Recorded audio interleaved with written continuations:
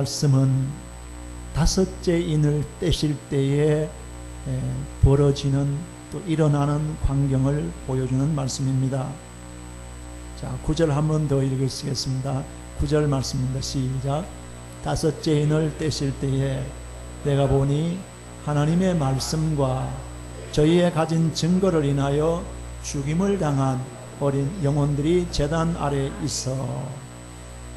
하나님의 말씀, 복음이겠지요. 그리고 저희의 가진 증거, 예수 그리스도가 하나님의 아들 되심과 십자가에서 우리의 죄를 위해서 죽으시고 3일 만에 부활하셔서 우리의 구세주가 되신다, 나의 구원의 하나님이시다 하는 이 복음을 증거하다가 핍박자들에게 죽임을 당한 순교자들의 영혼이 제단 아래서 하나님께 호소합니다. 여러분, 우리는 알고 있습니다. 세상에는 많은 죽음이 있습니다. 더럽게 살다가 더럽게 죽는 죽음도 있습니다. 남에게 엄청난 피해만 끼치고 비참하게 짐승처럼 죽어가는 죽음도 있습니다. 그냥 평범하게 그냥 살다가 평범하게 죽는 죽음도 있습니다. 나라와 민족을 위해 살다가 고결하게 죽어간 순국선열의 고귀한 죽음도 있습니다. 내일 메모리얼 데이가 뭐예요? 자유를 지키기 위해서, 나라를 지키기 위해서, 주권을 사수하기 위해서, 국가를 위해서 희생한 희생자들을 기리는 그러한 날이죠. 참 고귀한 죽음입니다. 자신의 지조와 정조를 지키기 위해서 죽어간 깨끗한 순결한 죽음도 있습니다. 자기 직업 때문에 맡은 일에 최선을 다하다가 죽어간 순직의 죽음, 소방관들 보았죠? 저는 지금도 감동이 911 그 정말 급박한 뉴스를 보면서 무너져 내리는 정동희 빌딩 안으로 소방관들은 들어가요. 사람들은 살겠다고 아우성치면서 건물을 빠져나오는데 죽는 거 모르겠습니다. 순직의 죽음도 있습니다. 근데 오늘 말씀은 어떤 죽음을 죽은 사람이냐 하면은 인류 구원의 복음, 온 인류를 죄악 가운데서 구원하시기 위해서 이 땅에 오셔서 하나님의 아들로서 구원 사역을 이루셨던 예수 그리스도를 믿는 그 믿음, 또 그 복음, 이걸 지키기 위해서, 이 신앙을 사수하기 위해서 순교의 죽음을 죽은 순교자들의 희생, 그 죽음 얘기가 나옵니다. 이 땅에 가장 고귀하고 정말 거룩한 죽음이라 생각합니다. 사람은 세상에 와서 살다가 어차피 한 번은 죽어야 할 운명인데, 한 번 죽는 인생 정말 의미 있게 잘 죽도록 그렇게 기도해야 되리라 생각합니다. 정말 우리가 복음을 위해서 살다가 그 진리를 증거하면서 순교하는 이 죽음보다 보람되고 영광된 죽음은 없어요. 근데 성경을 보니까 이런 순교자의 죽음은 너무나 고귀하기 때문에 하나님이 허락해 주셔야 돼요. 그리고 아무 때나 되는 게 아니에요. 하나님이 허락하시는 때에 가능해요. 그러나 동시에 우리가 이 세상을 살면서 순교 정신으로 매일매일을 사도 바울이 말씀한 대로 나는 예수 때문에 매일 죽노라는 이 순교 정신을 가지고 하나님 앞에서 자기를 절제하며 자기를 쳐서 복종시키며 자기를 죽이면서 사는 이 순교적인 신앙의 삶도 아름답습니다. 정말 귀한 것입니다. 예수님께서 복음을 전하시면서 이렇게 말씀하셨지요. 전도자들에게는 핍박받을 각오하라. 순교할 각오도 해야 된다. 마태복음 24장 9절에서 10절 말씀 보시면은 그때에 사람들이 너희를 환난에 넘겨주겠으며 너희를 죽이리니 내 이름을 위하여 모든 민족에게 미움을 받으리라. 예수님의 예언대로 예수님의 12제자 가운데 가룟 유다는 예수님을 배반하고 자기가 스스로 자기를 죽었지만은 나머지 요한 사도를 제외한 10제자는 다 순교했습니다. 나중에 마띠아까지 순교해요. 예수님의 11제자가 다 순교했습니다. 그것으로 끝나는 것이 아니고 그 후 계속해서 주님을 따르며 주님의 복음을 사수하는 성도들이, 또 수많은 종들이 각 처에서, 각 나라에서 순교해 갔습니다. 여러분, 믿는다는 자체가 내 생명을 주님께 맡긴다는 뜻인데, 우리는 복음을 받아들이고 이 복음을 믿을 때에 순교 정신을 가지고 신앙생활을 해야 될 줄을 믿습니다. 군인이 싸울 때에 죽을 각오를 하고 전쟁터에 나가면 이상하게 그 군인은 안 죽는데요. 근데 겁에 질려서, 공포에 질려서 전쟁터에 다 죽어. 자신도 죽고 그 전쟁도 패할 수밖에 없게 만듭니다. 여러분, 믿음 생활도 꼭 그렇습니다. 이 믿음 생활이라는 것이 여러분 절대로 간단한 문제 아니에요. 내 생명이 걸린 문제 아닙니까?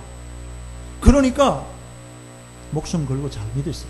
무슨 말씀이냐 하면, 오늘 이 말씀대로 순교 정신으로 믿어요. 순교 정신을 가지고 주의를 성수합니다. 순교 정신을 가지고 죄와 싸워야 돼요. 순교 정신을 가지고 봉사하고, 순교 정신을 가지고 말씀을 순종하며, 순교 정신을 가지고 헌금을 드리며, 순교 정신을 가지고 자기를 이기면서 신앙의 승리를 하는, 이러면은 이런 순교자들이 나중에 하나님 나라로 개선 장군처럼 입성하게 되어질 줄을 믿습니다. 이 성경이 쓰여질 당시부터 시작해서 지금까지 교회사 2000년 동안에 아마 저는 정확히 알지도 못하지만은 수많은 순교자들이 나왔을 거예요. 그렇지 않습니까? 한국교회 보십시오. 한국교회 자랑이 뭐예요? 저는 한국교회, 여러분 지금 참 이렇게 걱정스러운 면이 뭐였는가 하면, 지금은 그런 말 별로 안 하죠. 한창 한국교회 막 부흥하고 이럴 때에 뭘 자랑했어요? 한국에는 세계에서 최고 큰 단일교회가 있다. 한국에는 장로교 중에 최고 큰 장로교회가 있다. 한국에는 최고로 큰 감리교회가, 세계에서 제일 큰 감리교회가 있다. 이거 자랑해요. 그렇게 대단한 자랑거리 아닙니다. 정말로 우리가 자랑할 한국교회의 자랑거리는 뭐냐면요, 순교자예요. 순교자. 100년 역사에 수많은 순교자들이 나왔다는 이 사실, 이게 한국교회 자랑이에요. 정말로 귀한 자랑거리를 제쳐두고 눈에 보이는 거예요. 여러분, 그런 교회들이 지금 자랑할 만해요? 어떻게 되고 있습니까? 대원건 시대부터 천주교인들이 많이 순교했습니다. 저희 고향에 가면요, 죄를 하나 넘으면 천주교 성지가 있어요. 저희 고향은 참 오지입니다. 제 기억으로도 군 단위 중에서 가장 늦게, 대한민국에서 가장 늦게 포장이 된, 이 포장이 제일 오랫동안 있었던 그런 곳이 저희 고향인데, 죄를 하나 넘으면 오리도 안 되는 길에 성지가 있습니다.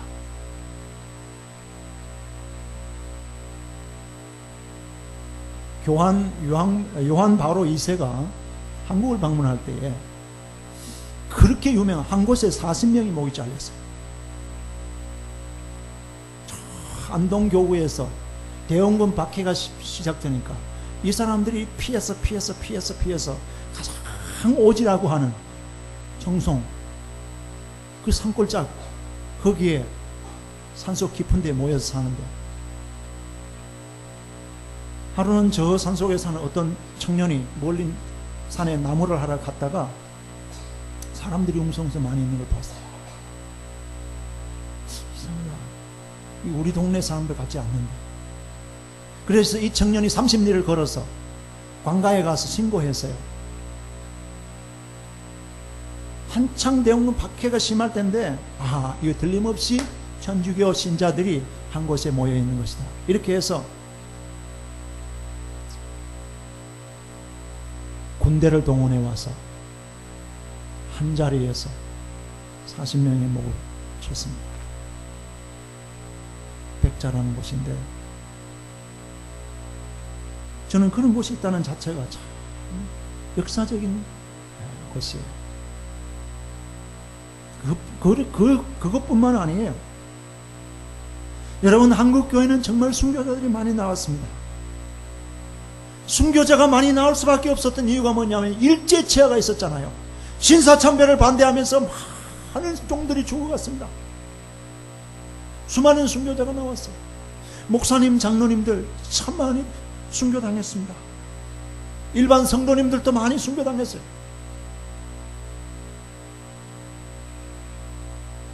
평양에 어떤 곳에서는 김영진 목사님이라는 분이 1929년에 가죽을 다 이렇게 계좌 보면은 가죽 뺏기듯이 가죽을 뺏겨서 순교. 그 자리에서 교인 60명이 같이 순교를. 공산치하에서 수많은 하나님의 종들이 순교당했어요. 여러분 한번 생각해 보십시오. 목사도 사람인데 머리부터 가죽을 벗겨서 사람을 죽인다고 생각해 보세요. 그런 순교를 당했어요. 6.25 사변 때에 수많은 종들이, 평신도들이 순교당하면서 많은 순교의 피를 뿌렸어요. 여러분, 한국교회의 자랑은 이거예요, 이거. 그 순교의 피 때문에 한국교회가 오늘 세계 선교 역사에 그래도 내놓을 만한 게 5만 명, 10만 명이 모이는 대형교회, 그거 자랑거리 아니에요. 언젠가 다 그 숫자는 다 없어질 수도 있어요. 근데 순교자의 피는 영원히 남아있으리라고 믿습니다. 한국도 그런데 각 나라마다 지금도 수많은 순교자들이 나와요. 저는 그래서 새벽 기도할 때 반드시 이 순교자, 세계에 핍박당하는 교회들을 위해 새벽 기도 오시는 분들 같이 기도하시잖아요. 저는 같이 공동 제목으로 하면서 통성 기도할 때 이 기도를 빼지 않아요. 하나님, 지금도 세계 도처에 핍박당하는 교회들을 붙들어 주옵소서. 우리 모르기 때문에 그렇지만 지금도 수많은 사람들이 예수 그리스도를 믿는 복음을 지키기 위해서 목숨 내놓고 순교하는 사람들이 너무너무 많아요. 그렇게 죽어간 순교자들의 영혼이 지금 어디 있어요? 오늘 말씀해 보세요. 제단 아래에 있다. 제단은 제일 앞에 있는 겁니다. 구원받는 사람들 중에 가장 앞자리에 있다는 그런 뜻이에요. 10절 말씀입니다. 10절 한번 보세요. 이들이 뭐해요? 시작. 큰 소리로 불러가로되 거룩하고 참되신 대주제여, 땅에 거하는 자들을 심판하여 우리 피를 신원하여 주지 아니하시기를 어느 때까지 하시려나이까. 잘 이해하셔야 됩니다. 이 말씀 잘 해석해야 돼요. 순교자들이 하나님, 내 원수 갚아주세요, 이렇게 이해하시면 안 됩니다. 기독교는 원수도 사랑하라고 했는데 순교한 분들이 가서 하나님 제단 앞에서 원수 갚아달라고 이런 기도 아니에요. 원수를 복수해달라고 하는 이런 기도가 아닙니다. 원수가 미워서 한 말이라는 보다는 하나님의 공의에 입각해서 하나님, 지금도 이 땅의 불의한 자들과 간자들이 계속 하나님의 교회를 핍박하고 하나님의 교회의 순교 숫자를 자꾸만 채워가는데 하나님의 이걸 좀 멈추게 하시고 여기서 끝내시면 안 됩니까?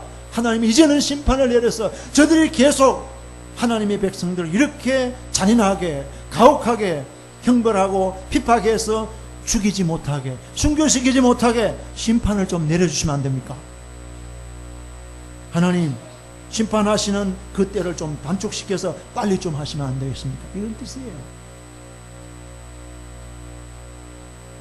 하나님의 공의로운 심판이 빨리 나타나도록 그걸 호소하는 겁니다.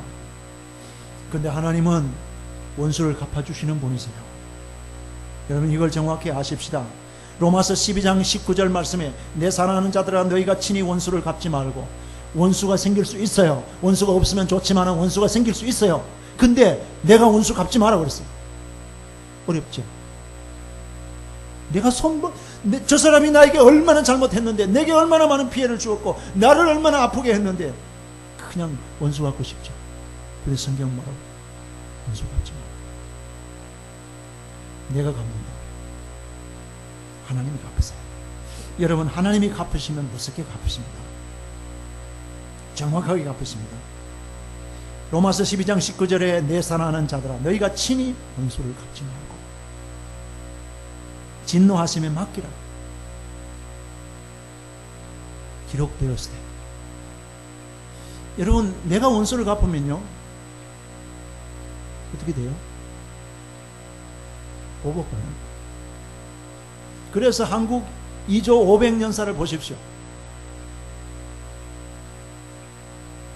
전부 원수가 없는 거예요. 죽으면서 얘야 저 아무개 집안이 우리 천지 원수다. 내 원수를 갚아다오. 이렇게 죽습니다.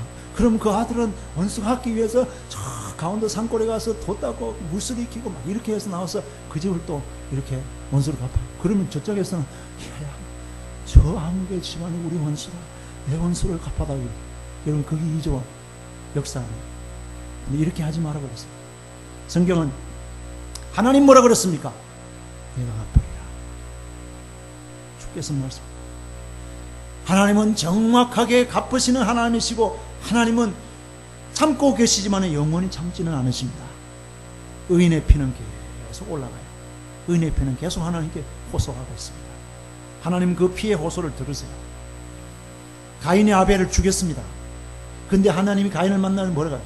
아벨의 핏소리가 지금 올라오고 있는데 너 가인은 어떻게, 너 동생 어떻게 했냐 하니까 내가 동생을 지키는 사람입니까? 이랬죠. 근데 하나님이 가인에게 뭐라고 했어요?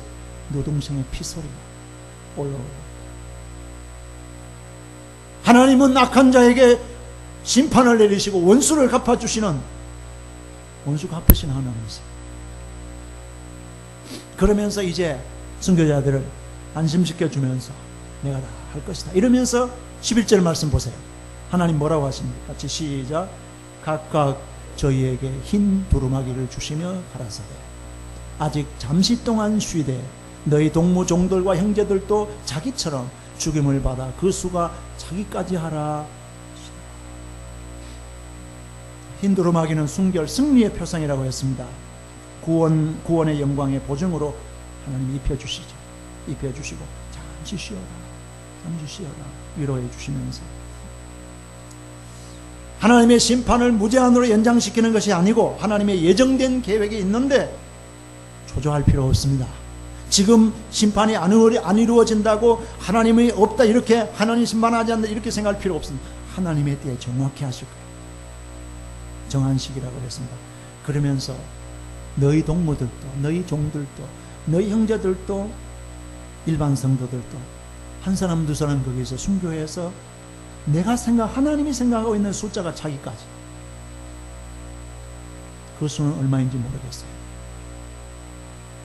저는 이 말씀을 볼 때 하나님이 계획하시고 하나님이 작정해 놓으신 그 순교의 숫자가 차기 전까지는 아마 말세지 말에 한 번은 순교자의 수를 채우기 위해서 핍박의 바람이 불어올 것이 아닌가. 그러나 여러분 너무 겁내지 마세요. 요한계시록 계속 읽어보시면 하나님의 인침받은 백성들을 보호받습니다.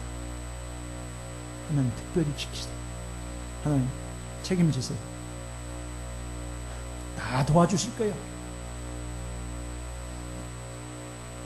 아까 말씀드렸잖아요. 순교자는 최고의 영광스러운 자리인데 그 은혜로운 기회가 오면은 감당할 힘 주세요. 그리고 하나님 허락지 않으면 아무나 순교할 수 없습니다. 그저 우리는 이 세상 살아갈 동안에 복음을 위해서 순교 정신으로만 살면 나머지는 하나님이 다 하실 줄을 믿습니다. 이제 6번째 인을 뗐습니다. 순교자들은 이제 쉬라고 하시죠. 안식하라, 잠시 쉬라. 이제 6번째 인을 떼시면은 전쟁이 일어나요. 심판이 벌어져요. 자, 11절 말씀 네.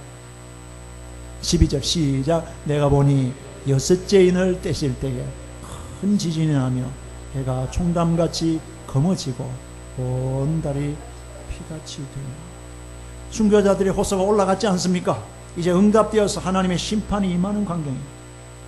이때는 천지와 바다에 뭐 큰 격변이 일어나요. 저는 이걸 이래서 우주전쟁이라고 그랬어요. 큰 지진이 난다 그랬잖아요. 처음에가 제일 먼저 뭐예요? 큰 지진이 나면. 여러분, 큰 지진이 언급되었습니다. 큰 지진이 나서 나중에 11장에 가시면요, 성 10분의 1이 무너집니다. 지진으로. 이런 때도 와요. 여러분, 지진은 말세에 나타날 징조 중에 하나입니다. 지구 종말이 가까울수록 더 많은 지진이 일어나요. 여러분, 미리부터 뭐 겁먹을 필요는 없지만 대비는 해야 돼요. 저는 그래서 지진학자들이 보고한 것을 봤어요. 지진이 어떻게 변화되어 왔는가. 14세기부터 지진을 이렇게 통계한 것이 나오는데, 14세기에는 큰 지진이 137번으로 나왔는데 15세기에는 174번으로, 16세기에는 253회로, 20세기 들어오면 2200 이렇게 올라가요. 최근에 지진 피해 통계를 봤어요. 제가 구글 들어가서 전부 한번 뽑아봐요. 큰 지진 몇만 명 이상 죽은. 저는 이만큼 죽은 기록이 있는 줄도 몰랐어요. 2005년에 10월 8일 파키스탄 북부에서 일어난 강도 7.6의 지진을 통해서 8만 6천 명이 사망했다. 2005년 3월 28일 인도네시아 수마트라 섬에서 일어난 지진을 통해서 1,300명이 사망을 하고, 2004년 12월 26일 크리스마스 다음 날입니다. 수마트라 섬에서 지진이 나서 28만 3천 사망했습니다. 여러분, 28만 3천 명 숫자가 이해되세요? 2003년 12월 26일 12월 26일이 참 같은 날짜가 많아요. 이란 남부에서 3만 명이 사망하는 지진이 있었습니다. 2001년 1월 26일에 인도 구자라트라는 곳에서 2만 명이 사망했습니다. 제일 큰 지진이 뭐냐 보니까 1976년 7월 28일 우리 아들 생일날 7월 28일 중국 북경 지방에 강도 8점 가까운 지진을 통해서 100만 명이 사망했습니다. 나는 이거를 그냥 통계를 보고 하는 거니까 맞는지 안 맞는지는 제가 점검은 못했습니다. 100만 명이 사망했어요. 그리고 4주 뒤에 모택동이 사망했어요. 지진의 규모가 점점 더 커지고 지진의 횟수가 점점 더 많아지고 있습니다.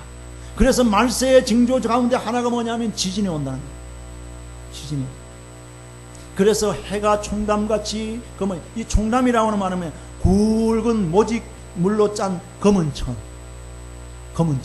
이게 총담이에요. 상복이에요, 상복. 아모스 8장 9절에 10절 주여 계속 그날에 내가 해로 대낮에 지게 하며 해가 대낮에 져버리니 구름이 꽉 막혀서 깜깜 어두워지는 백주의 땅을 캄캄케 하실 것이며 했습니다. 자, 13절 말씀입니다. 13절 시작.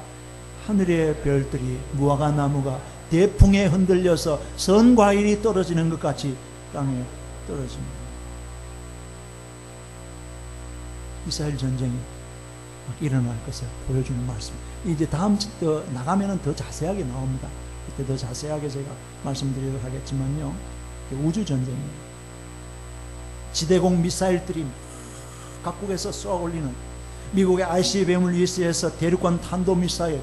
여러분, 이제 대륙간 탄도미사일은요, 미국에서 만든 무기들은 이제 3,000마일, 4,000마일 날아갑니다. 그렇죠? 여기서 쏘면 중국으로, 여기서 쏘면 러시아로 그냥 날아가요.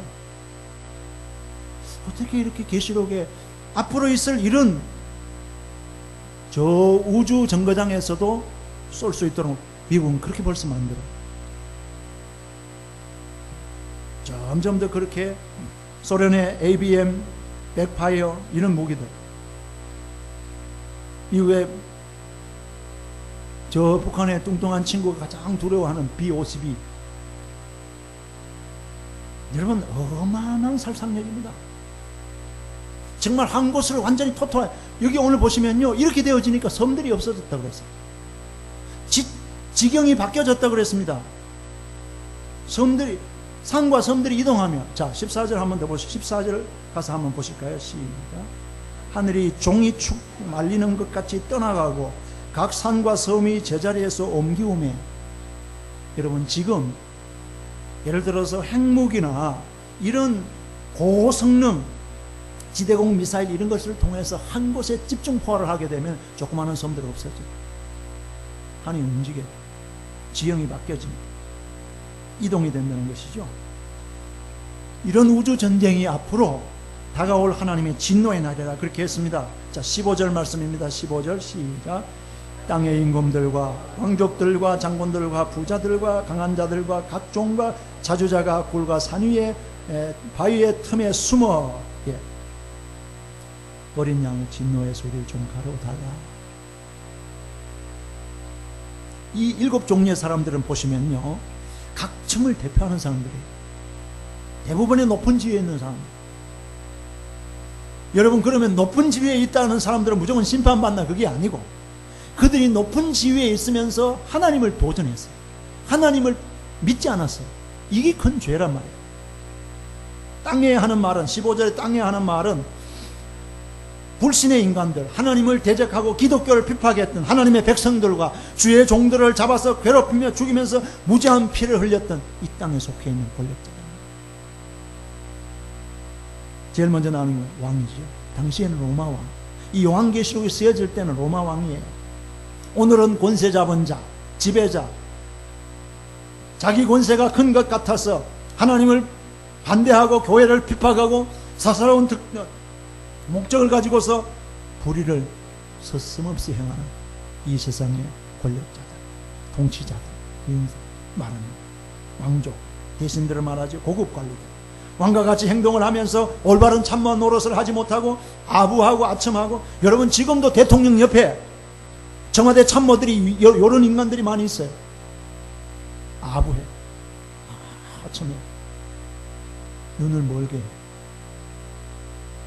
왕의 눈을 어둡게 해, 마음을 혼미하게 만들어. 이런 사람들이 나중에 다 심판받는 얘기 아니에요. 이게. 장군들, 악한 일의 행동으로 실천해 옮겼던 군대 지휘관들 다 심판하실 것이라는 말씀이에요. 부자들, 사회적으로 유력한 계급의 사람들, 남을 불쌍히 여길 줄 모르고 약자를 착취하고 자기만을 위해서 부를 쌓고 하나님의 영광과 주의 일을 위해서 복음을 전하는 일을 한 푼도 쓰지 않았던 이런 세상의 부자들, 재력을 잘못 이용한 사람 다 해당해요.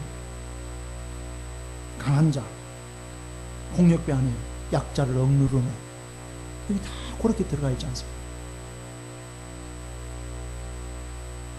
기독교를 반대하던 이런 세력들이 지금 다 하나님의 심판 앞에 얼마나 위급하고 얼마나 어린 양 예수 그리스도의 얼굴을 진노의 얼굴을 감히 대할 수가 없으니까 뭐라고 그래요?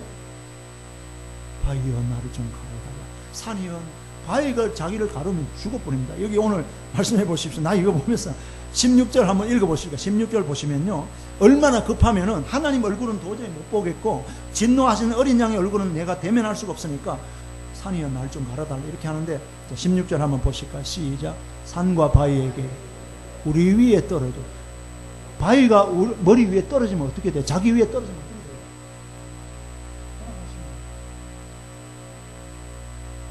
안 그래요? 나 이 성경을 제 혼자 이렇게 봤어요. 산과 바위에게 이르되 우리 위에 떨어져. 진짜 이거 뭘 알고 구했나? 제가 이렇게 이 말씀을 하나 생각하다 보니까 그런 생각이, 우리 위에 떨어져. 왜 이 정도로 구합니까? 하나님은 도저히 얼굴을 대면할 수가 없다는 거예요. 진노의 하나님 얼굴을 대면할 수가 없어서 바위요, 하나님 안 보이게 좀 날 좀 산이요, 이렇게 바위가 떨어지면, 바위가 자기 위에 떨어지면 죽습니다. 그런데도 가려달라. 그건 뭘 의미합니까? 하나님 볼 면목이 없어요. 하나님 볼 수 있는 자신이 없습니다. 얼마나 두려운지, 얼마나 무서운지. 여러분, 이때는 자살도 용납되지 않아요.